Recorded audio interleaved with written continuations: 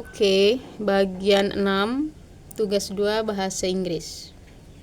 Dialog di pasar tradisional. Oke. Good morning. How much is the chili today?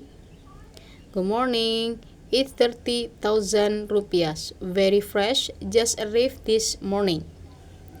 30,000.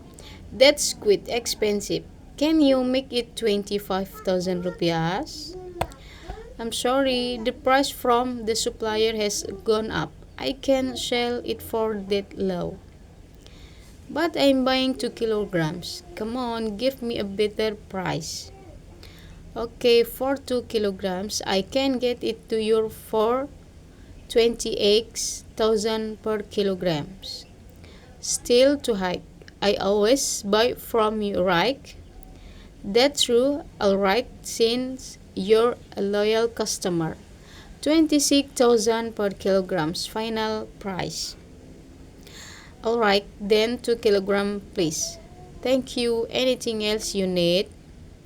That's all for now. I will come back tomorrow. Alright, see you tomorrow.